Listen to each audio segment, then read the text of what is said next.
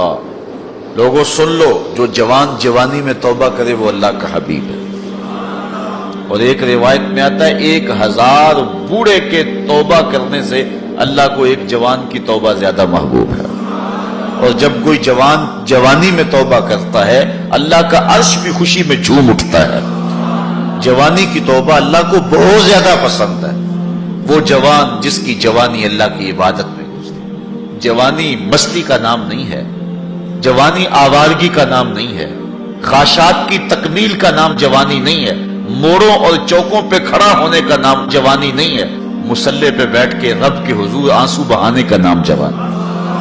ایک روایت میں آتا ہے کہ تمہارے بہتر جوان وہ ہیں جو بوڑھوں کی مشابہت اختیار کریں، اور بدترین بوڑھے وہ ہیں جو جوانوں کی مشابہت اختیار کریں۔ تو بہترین جوان یہ ہے کہ جو جوانی میں بڑھاپے جیسا ہو، بوڑھوں جیسے انداز اور اطوار اور عادتیں اپنائے، اچھے اخلاق اور اچھا انداز اور مصلی کو لازم پکڑے۔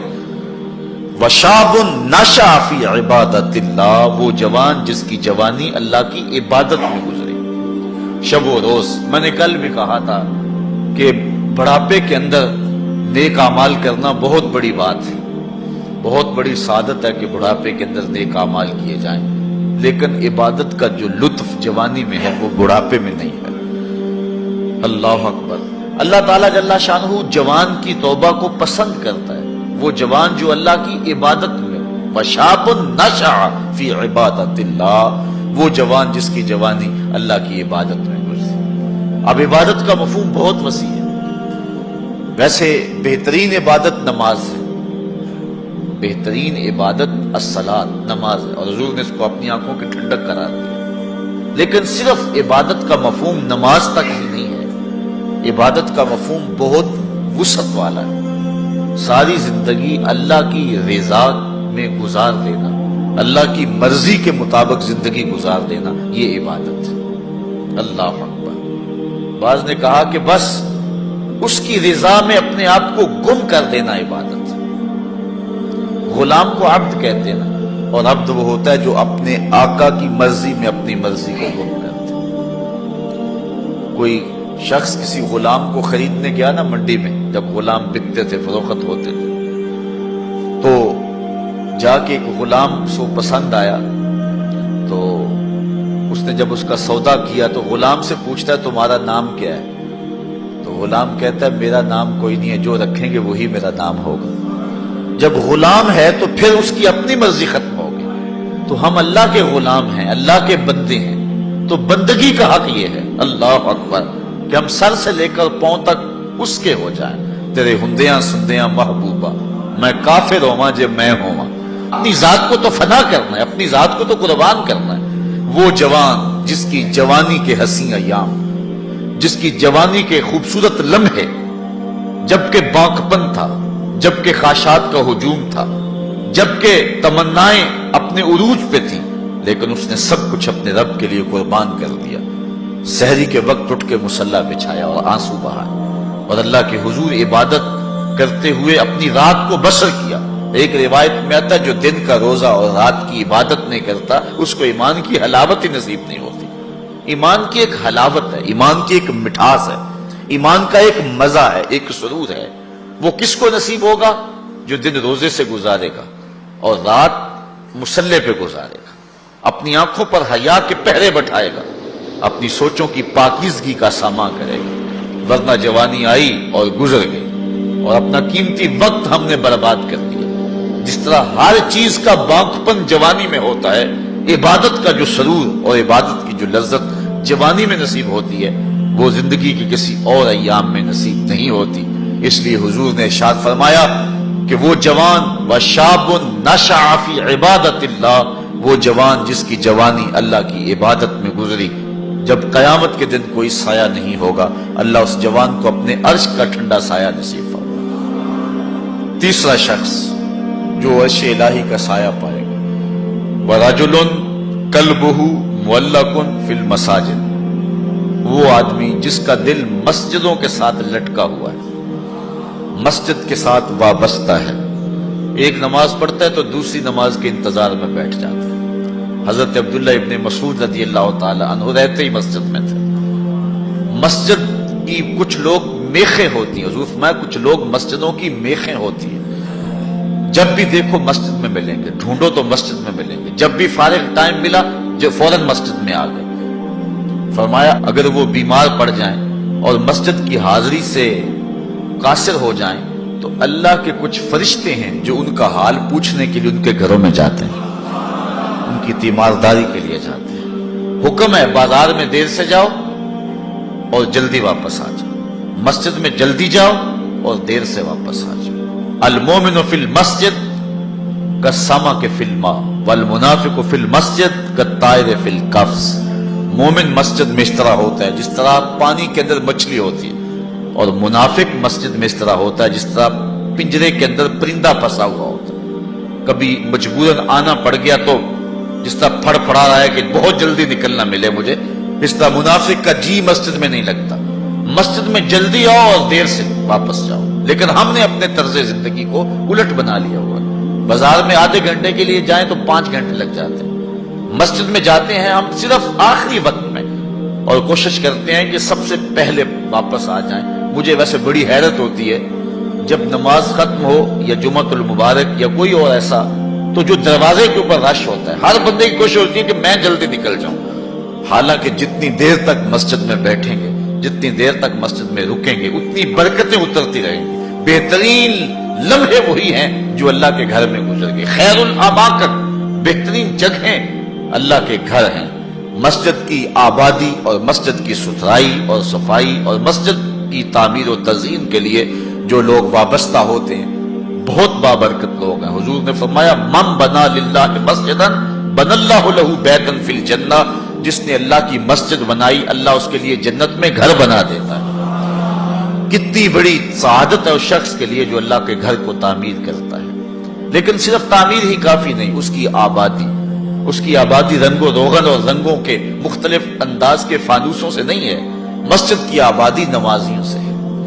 نمازی ہوں گے مسجد آباد ہوگی۔ مسجد تو بنا دی شب بھر میں ایمان کی حرارت والوں نے، من اپنا پرانا پاپی تھا برسوں میں نمازی بن نہ سکا۔ جو مسجدوں کو آباد رکھتے ہیں، جن کے دل مسجد کے ساتھ لگے رہتے ہیں۔ ایک بوڑھی خاتون تھی، وہ مسجد نبوی میں صفائی کیا کرتی تھی۔ یہ ہم نے بھی بچپن میں دیکھا ہے کہ بوڑھی عورتیں مسجدوں میں آ کے جھاڑو دیا کرتی تھی۔ اب تو وہ تصور ہی ختم ہو گیا اور اب ہم یہ چیز نہیں دیکھتے ہیں۔ وہ ایک زمانہ تھا کہ سنِ کہولت کو پہنچی ہوئی عورتیں، ظاہر ان سے پردے کے حکام بھی ساقط ہو جاتے ہیں، تو ایسی عورتیں عموماً جب صبح مساجد سے بچے پڑھ کے چلے جاتے تھے تو وہ مسجدوں میں آتی تھی، اور ہم نے اپنی آنکھوں سے دیکھا ہے کہ وہ مسجدوں کی صفائی ستھرائی کیا کرتے تھے۔ نمازی بھی آتے تھے، وہ کوشش کرتے تھے، کچھ لوگ پہلے آ جاتے تھے کہ مسجد کی صفائی کریں، کچھ لوگ ویسے کوئی تنکا پڑا اس کو اٹھا کر کے کوئی نہ کوئی ذمہ داری لے لیتے تھے۔ یہ مسجدوں کے اندر جو اب خادم رکھے گئے ہیں، اس کو ہم جو تنخواہ دیتے ہیں وہ ہمارا حصہ تو پڑ گیا اس کے اندر، لیکن آج خود بھی اگر کبھی مسجد کی صفائی کا اہتمام کریں اور انتظام کریں تو یہ ایک ایسی چیز ہے جس سے دل ستھرے ہوتے ہیں۔ جو اللہ کے گھر کو صاف کرتا ہے اللہ اس کے دل کو صاف کر دیتا ہے۔ تو وہ بوڑھی خاتون تھی، مسجد نبوی میں آتی تھی اور مسجد نبوی کی صفائی کرتی تھی۔ ایک دن حضور نے فرمایا کتنے دن ہو گئے ہیں میں اس بوڑھی خاتون کو دیکھ نہیں رہا۔ صحابہ نے عرض کی حضور وہ تو فوت ہو گئی ہے۔ تو فرمایا کہ تم نے مجھے بتایا نہیں؟ عرض کی حضور آپ مصروف ہیں کار نبوت میں، ہم نے سوچا کہ ایک عام سی خاتون ہے، ہم نے اس کا جنازہ پڑھا اور اس کی تدفین کر دی اور آپ کو نہیں بتایا۔ حضور فرمایا تم نے اس کو عام سمجھا ہے جو اللہ کے گھر کی صفائی کیا کرتی تھی؟ فرمایا مجھے بتاؤ اس کی قبر کہاں ہے؟ صحابہ کو حضور نے ساتھ لیا اور اس کی قبر پر پہنچے اور وہاں جا کے حضور نے دعا مانگی۔ جو اللہ کے گھر کو صاف کرتی ہے اور اللہ کے گھر کی صفائی کرتی ہے، حضور علیہ السلام فرمایا وہ عام نہیں ہے، وہ سعادت مند خاتون ہے جس کو یہ سعادت نصیب ہوئی، یہ دولت نصیب ہوئی کہ اللہ کے گھر کو صاف کرتی ہے۔ تو فرمایا وَرَجُلٌ قَلْبُهُ مُعَلَّقٌ فِي الْمَسَاجِدِ، وہ آدمی جس کا دل مسجدوں میں لٹکا ہوا رہتا ہے، ایک نماز کے بعد دوسری نماز کا انتظار کرتے ہیں۔ ایک روایت میں میں نے کہیں پڑھا ہے کہ جب کوئی بندہ ایک نماز کے بعد دوسری نماز کا انتظار کرتا ہے اور مسجد میں بیٹھا رہتا ہے، اللہ فرشتوں کو کہتا ہے دیکھو میرا بندہ نماز پڑھ لیا پھر بھی نہیں جا رہا، دوسری نماز کے انتظار میں ہے، تم گواہ ہو جاؤ میں نے اپنے بندے کی مغفرت فرما دی۔ وَرَجُلٌ قَلْبُهُ مُعَلَّقٌ فِي الْمَسَاجِدِ، وہ آدمی جس کا دل مسجدوں کے ساتھ لٹکا ہوا ہے، مسجد کے ساتھ وابستہ ہوا۔ چوتھا شخص وَرَجُلَانِ تَحَابَّا فِي اللَّهِ اجْتَمَعَا عَلَيْهِ وَتَفَرَّقَا إِلَيْهِ، دو آدمی جنہوں نے اللہ کی رضا کے لیے آپس میں پیار ڈالا، ان کی محبت کا ذریعہ اللہ کی رضا تھی۔ جب وہ ملے تو اسی لیے ملے، اور جب جدا ہوئے تو اسی لیے جدا ہوئے۔ ان کی محبت اللہ کی رضا کے لیے تھی۔ فرمایا قیامت کے دن جب کوئی سایہ نہیں ہوگا، ان دونوں کو اللہ اپنے عرش کا ٹھنڈا سایہ عطا کرے۔ ایک بندہ اپنے ایک دوست کو ملنے جا رہا ہے، دینی دوست، محبت پیار کا رشتہ اللہ اس کے رسول کی رضا کے لیے۔ حدیث میں آتا ہے کہ راستے میں بصورت انسان ایک فرشتہ اس کو ملا اور اسے پوچھتا ہے کہ کدھر جا رہے ہو؟ وہ کہتا ہے کہ میں فلاں بستی میں اپنے ایک دوست کو ملنے جا رہا ہوں۔ تو فرشتہ پوچھتا ہے تجھے اس سے کوئی حاجت ہے، کوئی کام ہے؟ وہ کہتا مجھے کوئی کام نہیں۔ کہا کوئی احسان ہے جس کے بدلے میں جا رہے ہو؟ کہا کوئی احسان نہیں۔ کہا کوئی رشتہ داری ہے تیری اس کے ساتھ؟ اس نے کہا کوئی رشتہ داری نہیں۔ تو فرشتے نے بصورت انسان جو آیا ہوا تھا، حدیث میں آتا ہے، وہ پوچھتا ہے کہ پھر کس لیے جا رہے ہو؟ کہا بس اللہ کے لیے جا رہا ہوں۔ تو فرشتے نے کہا کہ میں تیرے رب کا فرستادہ ہوں، مجھے رب نے بھیجا ہے، تو اللہ کی رضا کے لیے جا رہا ہے اس شخص کو ملنے کے لیے، اور کوئی مقصد نہیں ہے، تو اللہ تعالیٰ نے تجھے بھی بخشا اور اسے بھی بخشا۔ جو اللہ کی رضا کے لیے اسی شخص سے دوستی رکھتا ہے۔ پیار کے اور بھی بہت سارے ذرائع، رشتہ داری سے صلہ رحمی، دودھ کا رشتہ، خون کا رشتہ، کاروباری روابط، سیاسی روابط، غرض کے رشتے، بہت کچھ ہے۔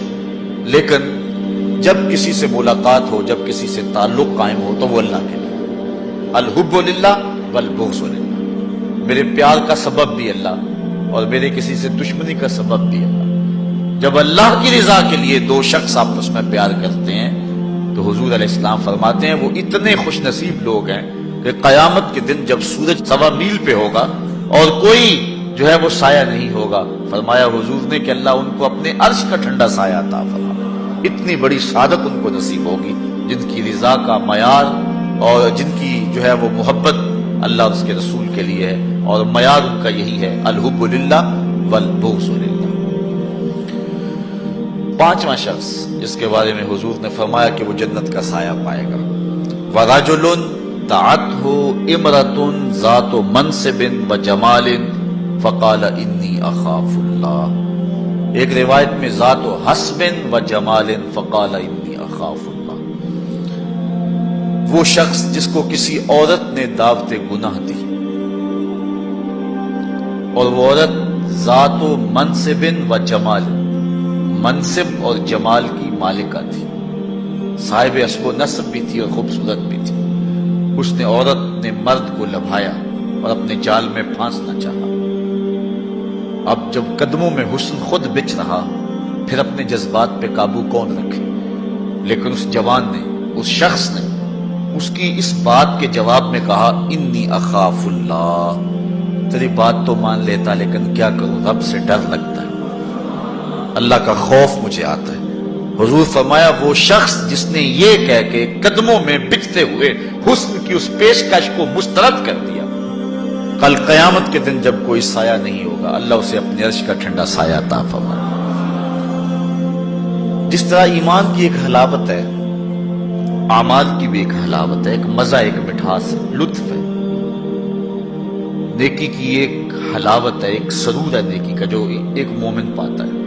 نماز کا اپنا مزہ ہے، روزے کا اپنا سرور ہے، حج کا اپنا ایک مزہ ہے، زکوٰۃ دینے کا اپنا مزہ ہے، ظاہر دو تو لطف اپنا ہے، مخفی دو تو اس کا مزہ اپنا ہے۔ اسی طرح باقی اعمال صالحہ کا پھر مختلف مواقع پر ان اعمال کی ایک حلاوت ہے، ایک مٹھاس ہے۔ گھر میں نماز پڑھو تو اس کی مٹھاس اپنی ہے، مسجد میں پڑھو تو اس کا سرور اپنا ہے، جامع مسجد میں پڑھو تو اس کا لطف اپنا ہے، اور اگر سین حرم میں نماز پڑھنے کا موقع مل جائے اس کا مزہ اپنا ہے، اور گنبد خضرا کی قربت میں نماز پڑھنے کا مزہ مل جائے، ریاض الجنہ میں لمحے مل جائیں تو اس کا لطف اپنا ہے۔ اس طرح روزے کا اپنا مزہ ہے، روزہ رکھنے کا لطف اپنا ہے، روزہ کھولنے کا مزہ اپنا ہے۔ بچوں میں بیٹھ کے کھولو روزہ تو اس کا بھی ایک اپنا سرور ہے، مسجد میں بیٹھ کے دوستوں میں بیٹھ کے روزہ کھولو تو اس کا مزہ اپنا ہے، کسی اللہ والے کی صحبت اور اس کے قدموں میں بیٹھ کے روزہ کھولیں اور اس کا مزہ اپنا ہے، اور اگر روزہ کھولنے کے لیے مسجد نبوی کا صحن مل جائے تو اس کا سرور پھر اپنا ہے، اس کا مزہ پھر اپنا ہے۔ ہر عمل کا ایک لطف ہے، ہر عمل کی ایک حلاوت ہے، اور وہ حلاوت بندہ اتنی دیر تک اس سے متمتع نہیں ہو سکتا، اس سے فائدہ نہیں حاصل کر سکتا، اور وہ ایمان کی حلاوت اور لذت پا نہیں سکتا جب تک اس کی نظر پاک نہیں ہوتی۔ اگر کوئی بندہ چاہتا ہے کہ میرے باطن میں انوار چمکے تو رزق حلال کا اہتمام کرے، ورنہ سینہ روشن نہیں ہو سکتا، جو مرضی کر لے، اگر رزق پاک نہیں ہے تو سینے میں روشنی نہیں آ سکتی، اور اگر نظر پاک نہیں ہے تو عبادت کی حلاوت نہیں مل سکتی۔ نماز پڑھتا ہے، سجدہ کر رہا ہے، قیام کرتا ہے، بس ایک مشق کر رہا ہے، لیکن اس کی ایک حلاوت ہے، اس کا ایک سرور ہے، اس کی ایک لذت ہے، اس کا ایک کیف ہے جو مومن کے سینے کے اندر جو ہے وہ چھا جاتا ہے۔ ذکر کا ایک مزہ ہے نا، اس مزے کو حضرت سلطان باہو کہتے ہیں نا، اندر بوٹی مشک مچایا اتے جان پھلن تے آئی ہو، پھر وہ کیفیت بنتی ہے کہ نہیں بنتی ہے؟ تو وہ سرور بندے کو نہیں ملتا جب تک اس کی نظر پاک نہیں ہوتی۔ اگر نظر بگڑ جائے تو من سننا ہو جاتا ہے، اندر کچھ نہیں رہتا، اور پھر اگر انسان زنا جیسی بری خصلت میں مبتلا ہو جائے تو پھر اس کے پلے کیا رہے گا؟ اللہ تعالیٰ نے فرمایا کہ کرنا تو دور کی بات ہے، لا تقربوا الزنا، اس بری خصلت کے قریب بھی نہ جانا۔ اس لیے مبادیات سے بھی روک دیا گیا، مبادیات سے بھی منع کر دیا گیا۔ تو فرمایا جس شخص کو کسی عورت نے دعوت گناہ دی، اس طرح کسی عورت کو کسی مرد نے دعوت گناہ دی، اور اس عورت نے اپنی عصمت اور اپنی آبرو کی حفاظت کی، اور اس کو کہا پیچھے ہٹ جا، مجھے اپنے رب سے ڈر لگتا ہے، اور اسی طرح کسی مرد کو کسی عورت نے دعوت گناہ دی، اس نے کہا فقال انی اخاف اللہ، میں اللہ سے ڈرتا ہوں۔ اللہ اکبر۔ تو حضور فرمایا اس کو یہ اعزاز ملے گا۔ امام یافعی نے روض الریاحین کے اندر لکھا ہے کہ ایک نوجوان کپڑے کی دکان پہ کام کرتا تھا، اور تھا بڑا پارسا اور بڑا خوبصورت، دل کا بھی ستھرا تھا، ظاہر کا بھی ستھرا تھا، من بھی سونا تھا اور تن بھی سونا تھا، بڑا خوبصورت تھا۔ ایک عورت خریداری کے لیے آئی، اس کا دل فریفتہ ہو گیا، اور اس نے ایک ترکیب سوچی، اور دوبارہ آئی تو بہت زیادہ کپڑا خرید لیا، اور مال کے دکان سے کہنے لگی کہ میری گٹھڑی باری ہو گئی ہے، اس نوجوان کو کہو کہ میرے گھر چھوڑ آئے۔ مالک اس عورت کی نیت سے آگاہ نہ ہو سکا، اور اس نوجوان کو اس کے ساتھ بھیج دیا۔ جب وہ گھر میں داخل ہوئی، نوجوان کو گھر میں لے گئی، باہر سے دروازہ مقفل کر دیا، اور اس کو دعوت گناہ دی۔ اس نے کہا انی اخاف اللہ، میں تیری بات نہیں مان سکتا۔ اس نے کہا کہ آج تجھے میری بات ماننا ہی پڑے گی۔ حیا سوز لباس بھی اتار پھینکا اور اس کو دعوت گناہ دینے لگا۔ یہ شیطان کا انتہائی سخت جال ہے، اس جال میں اس نے بڑے بڑے لوگوں کو پھانس لیا۔ اب اس نوجوان کو وہ ورغلاتی ہے، کوشش کرتی ہے، لیکن نوجوان ہے کہ اپنی نظروں پر پہرے بٹھائے، آنکھیں بند کر لیتا۔ اس نے بڑے ہیلے کیے، بڑے جتن کیے، لیکن وہ نوجوان صرف سونا ہی نہیں تھا، اللہ کا ولی بھی تھا۔ اس نے بہت جال پھینکے، لیکن نور کو رسیوں میں جکڑا نہیں جا سکتا۔ خیر، وہ نوجوان کے دل میں بات آئی کہ شیطان کا یہ جال انتہائی خطرناک جال ہے، ابھی تک تو بچتا آ رہا ہوں، ہو سکتا ہوں کہ ابھی اس کے جال میں پھنس جاؤں۔ اس نے کہا کہ مجھے باتھ روم میں جانے دو، پھر میں آ کے تمہیں بتاتا ہوں۔ وہ اندر چلا گیا، پاخانہ کیا، اپنے ہاتھوں پہ کر کے پورے بدن پہ مل لیا، اور اسی حالت میں جب باہر آیا تو بدن سے بدبو اٹھ رہی تھی، عورت کا سارا نشہ اتر گیا۔ دروازہ کھول دیا اس نے، کہا چلا جا، تو کوئی دیوانہ اور مجنون شخص ہے۔ جب وہ دروازے سے باہر نکل رہا تھا، دل ہی دل میں اللہ کا شکر ادا کر رہا تھا، مالک میرا تن گندا ہو گیا، من تو ستھرا رہا۔ کائنات کا سب سے حسین چہرہ وہ ہے جو جنسی کالک سے محفوظ رہے۔ امام یافعی لکھتے ہیں کہ باہر پھر ایک چشمہ تھا، وہاں جا کے اس نے غسل کیا، اور جب تک وہ زندہ رہا اس کے جسم سے مشک و عنبر کی خوشبو آتی رہی۔ اب جب وہ فوت ہو گیا، لوگوں نے دفن کر دیا، یہ خوشبو اس کی قبر کی مٹی سے بھی آیا کرتی تھی۔ یہ اعزاز دیا اللہ نے، اس کو یہ تکریم دی۔ بعض روایت میں اس کا نام مغیرہ بتایا گیا ہے، کہ لوگوں نے اس کا نام مغیرہ مشکی رکھ دیا، کہ وہ مغیرہ جس کے بدن سے خوشبو آتی۔ تو فرمایا وہ شخص جس کو کسی عورت نے دعوت گناہ دی، اور اس نے یہ کہہ کے قدموں میں بچھتے ہوئے حسن کی پیشکش کو ٹھکرا دیا. فرمایا کل قیامت کے دن جب کوئی سایہ نہیں ہوگا اللہ اس جوان کو اپنی عرش کا ٹھنڈا سایہ نصیب فرمائے. چھٹا شخص جس کے بارے میں حضور نے یہ وعدہ دیا وَرَجُلٌ تَصَدَّقَ بِصَدَقَةٍ فَأَخْفَاهَا حَتَّى لَا تَعْلَمَ شِمَالُهُ مَا تُنْفِقُ يَمِينُهُ. وہ شخص جس نے صدقہ کیا اور اتنا خفیہ کیا کہ جو دائیں ہاتھ نے کیا بائیں کو اس کی خبر نہیں ہوئی. اتنا مخفی انداز سے صدقہ کیا، خیرات کی. پرانے زمانے کے اندر بزرگ چاندی یا سونا کسی کپڑے میں باندھ کر کے کسی کے گھر میں چھوڑ آیا کرتے تھے، کسی کے گھر میں پھینک آیا کرتے تھے، یا کسی نابینے کو دے دیتے تھے، کلام نیر سے کرتے تھے تاکہ ہم ظاہر نہ ہو، ہمارا نام بھی ظاہر نہ ہو. کھلا صدقہ کرنا اس کی ممانعت نہیں ہے، اس کا بھی اجر ہے اگر ریاکاری کی نیت دل کے کسی گوشے میں نہ ہو. لیکن یہ بات ذہن میں رکھیں کہ ریاکاری کی چالیں بہت باریک ہیں، بہت باریک. براہیمی نظر لیکن بڑی مشکل سے ملتی ہے. ہوس چھپ چھپ کے سینوں میں بنا لیتی ہے تصویر. جو ریاکاری کی چالیں ہیں وہ کالے پتھر پر کالے رنگ کی چونٹی چلے تو جس طرح وہ نظر نہیں آتی ہے، اس طرح ریاکاری کی چالیں بھی اتنی ہی باریک ہیں، بہت باریک ہیں. تو انسان کے اندر ریاکاری پیدا ہو جاتی ہے. اگر ریاکاری سے بچے، اس کی نیت میں خلوص ہو، للہیت ہو، تو پھر کھلا صدقہ دینا بھی اجر و ثواب کا باعث ہے. جس طرح کہ آقا کریم علیہ السلام نے جہاد کے لیے فنڈ مانگا تو ایک صحابی نے جو ہے وہ عرض کیا کہ حضور میں اتنا پیش کرتا ہوں. اس نے پیش کیا تو اس کے دیکھا دیکھی باقی لوگ بھی جو ہیں وہ اٹھ کھڑے ہوئے اور پیش کرنے لگے. تو حضور نے اس موقع پہ ارشاد فرمایا تھا من سنہ فی الاسلام سنتن حسنہ فلہ اجرہا. جس نے اسلام میں کوئی اچھا طریقہ رائج کیا تو اب اس کے دیکھا دیکھی جو بھی وہ کام کرتے رہیں گے اس کا اجر اس پہلے شخص کو نصیب ہوتا رہے گا. اگر نیت یہ ہے کہ میرے دیکھا دیکھی لوگ کریں گے تو پھر جو ہے وہ یہ خلوص والی نیت ہے، اس میں کھلا کرنے میں کوئی قباحت نہیں. میں کہتا ہوں کہ دو طرح کے لوگ ہوتے ہیں یہ فنڈز چندہ وغیرہ جو طلب کیا جاتا ہے. ایک ہے کوئی شخص کسی کو ذاتی طور پہ دے تو وہاں مخفی دینا بہتر ہے. کسی شخص کی ذاتی آپ مدد کرنی ہے تو وہاں یہ ہے کہ جو دائیں نے خرچ کیا بائیں کو اس کی خبر نہ ہونے پائے، کیونکہ اس سے کسی شخص کی عزت نفس مجروح ہونے کا اندیشہ ہے. لیکن جو اجتماعی مسائل ہیں جس میں کسی کی عزت نفس مجروح ہونے کا اندیشہ نہیں ہے تو وہاں آپ کھلا اس نیت سے کریں کہ باقیوں کو بھی ترغیب ہو جائے تو اس میں کوئی قباحت نہیں ہے. مثال کے طور پہ مسجد کے لیے فنڈ طلب کیا جا رہا ہے، کسی دارالعلوم کے لیے طلب کیا جا رہا ہے. آج کل یہ زلزلہ اور سیلاب زدگان کے لیے فنڈ طلب کیے جا رہے ہیں. تو اس میں اگر آپ کھلا دیں تاکہ باقیوں کو بھی ترغیب ہو، یا آپ 10 آدمیوں کو بتائیں یار میں نے اتنا کیا آپ بھی کریں لہذا ہم یہ کام کر لیں، تو اس میں قباحت نہیں ہے نیت کے اخلاص کے ساتھ. نیت بگڑ گئی وہ تو مخفی بھی کیا وہ بھی خراب.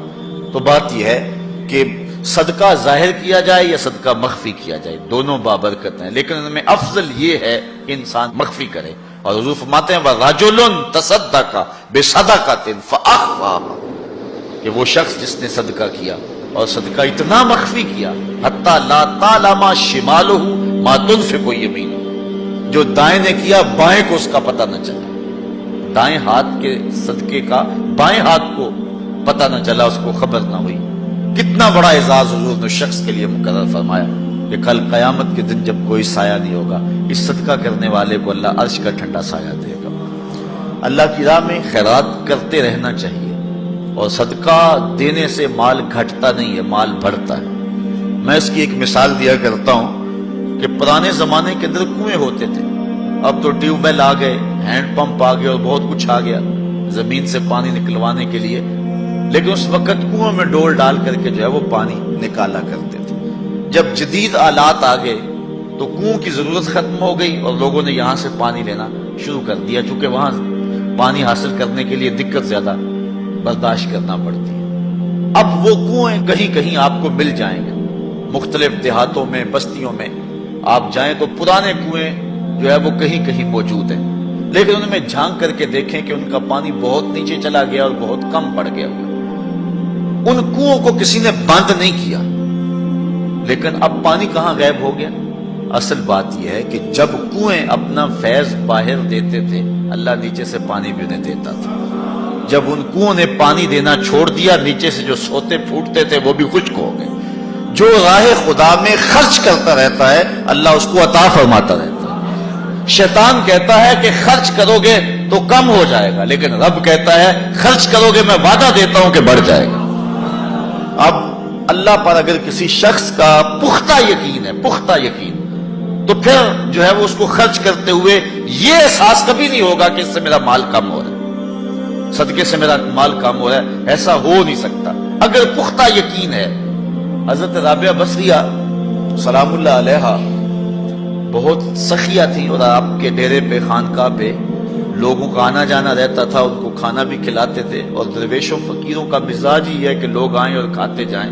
بابا بلے شاہ فرماتے ہیں ایٹو کھڑک کے دکڑ وجے تتا ہوئے چلا، آن فقیر کھا کھا جاون راضی ہوئے بلا۔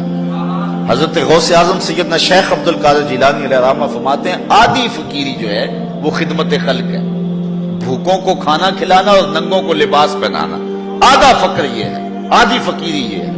کسی نے کسی درویش سے پوچھا کہ فقیری کیا ہے؟ کہا فقیری خدمت خلق کا نام ہے، یہ گدڑی اور دلک کا نام نہیں ہے، یہ فقیری خدمت خلق کا نام ہے۔ تو حضرت رابعہ بصری کہ ہاں مہمانوں کا آنا جانا رہتا تھا۔ ایک دن خادمہ نے بتایا کہ 5-6 مہمان آ گئے اور صرف دسترخوان پر ایک ہی روٹی ہے، گھر کے اندر باورچی خانے میں صرف ایک ہی روٹی ہے۔ کہا جاؤ اس کو بھی اللہ کی راہ میں خیرات کر دو۔ اب عقل تو یہی کہتی ہے کہ روٹی یا کچھ اور کہیں سے مہیا کی جائے اور مہمان نوازی کی جائے، لیکن یہاں اذعان دیکھیے، یقین دیکھیے۔ حضرت رابعہ بصریہ نے کہا کہ اس کو خیرات کر دو۔ خادمہ نے خیرات کر دیا، مہمان بیٹھے ہوئے، کوئی اور شے ہے نہیں۔ دروازے پر دستک ہوئی، پوچھا من علی الباب، دروازے پر کون؟ کہا فلاں کا فرستادہ غلام، میرے آقا نے آپ کے لیے بھیجا اور یہ کھانا دیا ہے۔ خادمہ نے کھانا وصول کیا، حضرت رابعہ کو کہا یہ کسی نے کھانا بھیجا۔ آپ نے کپڑا اٹھایا، گنا تو 5 روٹیاں تھیں۔ کہا یہ کھانا ہمارا نہیں، اس کے آقا نے کسی اور گھر بھیجا ہوگا، غلطی سے ہمارے گھر یہ آ گیا، کھانا واپس کر دیا۔ تھوڑے لمحے گزرے تھے، پھر دروازے پہ دستک ہوئی، کہا من دق الباب، دروازہ کس نے کھٹکھٹایا؟ کہا فلاں آقا کا بھیجا ہوا غلام ہوں، میرے آقا نے آپ کے لیے کھانا بھیجا۔ خادمہ نے وصول کیا، حضرت رابعہ کے سامنے رکھا، کپڑا اٹھایا، گنا تو 7 روٹیاں۔ کہا اس کے آقا نے کسی اور گھر بھیجا ہوگا، یہ بھی غلطی سے ہمارے گھر آ گیا، کھانا واپس کر دیا۔ پھر دروازے پہ دستک ہوئی، پوچھا من علی الباب، دروازے پر کون؟ کہا فلاں آقا کا بھیجا ہوا غلام ہوں، میرے آقا نے آپ کے لیے کھانا بھیجا ہے، اور کہا حضرت رابعہ کو دے کے ہی آنا۔ خادمہ نے وصول کیا، حضرت رابعہ کپڑا اٹھایا، گنا تو 10 روٹیاں تھیں۔ کہا ہاں یہ کھانا ہمارا ہے۔ کہا پہلے 2 بھی تو کہتے تھے آپ کا ہے، آپ نے انکار کر دیا۔ کہا میرے رب کا وعدہ ہے جو 1 دے میں 10 دیتا ہوں۔ پہلے 5 تھی، پھر 7 تھی، میں نے کہا مالک 10 پوری کرے گا تو تیری بندی وصول کرے گا۔ آپ کا اکاؤنٹنٹ آپ کو بتائے گا کہ اتنے پیسے اتنوں سے خرچ کر دیں گے تو اتنے کم ہو جائیں گے، کیلکولیٹر سے حساب کریں، وہ کہے گا اتنے تو اتنے کم ہو جائیں گے۔ شیطان کہتا ہے تمہارا رزق کم ہو جائے گا، لیکن تمہارا رب تمہیں بخشش، مغفرت اور رزق کی فراخی کا وعدہ دیتا ہے۔ وہ کہتا ہے تمہیں 1 دانہ زمین کے اندر بوتے ہو تو پھر دیکھو کتنی بالیاں نکلتی، بویا 1 نکلے 700۔ کہا جو رب 1 کو 700 بنا دیتا ہے تمہارے دیے کو کئی گنا نہیں بنا سکتا، اس لیے اس کی راہ میں خیرات کرو، پھر دیکھنا تمہارا مال کیسے بڑھتا چلا جاتا۔ اللہ اکبر۔ تو کہا وہ شخص جس نے صدقہ دیا اور اتنا مخفی دیا کہ جو دائیں نے خرچ کیا بائیں کو اس کی خبر نہ ہو۔ اور 7واں شخص، خوش نصیب شخص، اللہ ہمارے اندر یہ سارے وصف پیدا کرتے ہیں۔ اللہ اکبر۔ ایک شخص نے اپنی بیوی کو طلاق دے دی، یہ دیکھیں یقین علماء کا، ہمارے بزرگوں کا، اپنی بیوی کو طلاق دے دی، اور طلاق کن لفظوں سے دی کہ اگر میں جنتی نہیں ہوں تو تجھے طلاق ہے، اگر میں جنتی نہیں ہوں تو تجھے طلاق ہے۔ تو اب علماء سے پوچھا کہ طلاق ہوئی ہے یا نہیں ہوئی؟ علماء کہنے لگے ہم نہیں بتا سکتے، چونکہ طلاق کو معلق کیا گیا، تو اب ہمیں تو نہیں پتا کہ تو جنتی ہے یا نہیں ہے، اب ہم اس کے بارے میں کوئی رائے نہیں دے سکتے۔ قاضی ابو یوسف علیہ رحمہ، امام اعظم امام ابو حنیفہ کے شاگرد، ان کے پاس مسئلہ گیا. آپ نے شخص کو بلایا, کہا کبھی ایسا ہوا ہے کہ کسی عورت نے تجھے دعوت گناہ دی ہو اور تو نے کہا ہو میں اللہ سے ڈرتا ہوں؟ اس نے کہا ہاں ایک مرتبہ زندگی نہیں ہوا. کہا تیری بیوی کو پھر کوئی طلاق نہیں, اس لیے کہ حضور نے فرمایا ہے کہ وہ شخص جس کو کسی عورت نے دعوت گناہ دی اور اس نے کہا میں اللہ سے ڈرتا ہوں, فرمایا کل قیامت کے دن جب کوئی سایہ نہیں ہوگا یہ بندہ عرش کا سایہ پائے گا. تو کہا پھر پکی بات ہے کہ تو جنتی ہے, تو جہنم میں جا ہی نہیں سکتا چونکہ یہ رسول اللہ کا وعدہ ہے.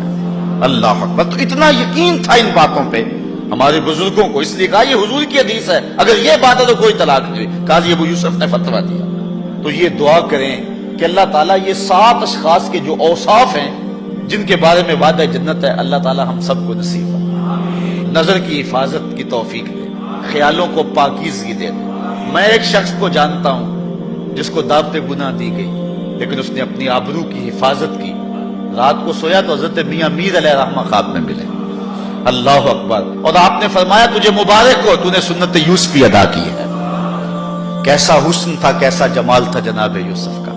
لیکن آپ دیکھیے قرآن پڑھیے, سورہ یوسف اٹھائی, ایسے تو مرتبے نہیں ملے.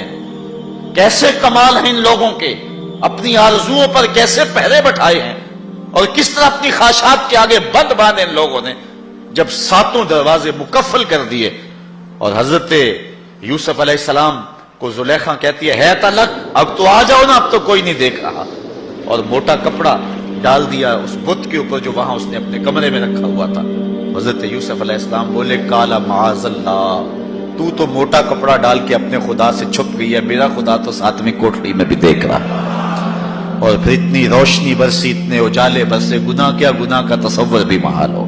تو 7واں شخص جس کے بارے میں حضور نے فرمایا وَرَجُلٌ ذکر اللہ خالیا ففاضت عیناہ, وہ شخص جس نے تنہائی میں اللہ کا ذکر کیا, کوئی دیکھنے والا نہیں تھا, ریا کا شائبہ بھی نہیں تھا, تنہا بیٹھا ہوا تھا, سحری کا وقت تھا, مصلی بچھا ہوا تھا, اور وہ اللہ کا ذکر کرنے لگا. پھر ذکر کا سرور من میں اترنے لگا. پھر کیا ہوا, ففاضت عیناہ, خوف خدا کی وجہ سے اس کی آنکھ میں آنسو آ گئے, اللہ کی یاد میں, اللہ کے ذکر میں رونے لگا.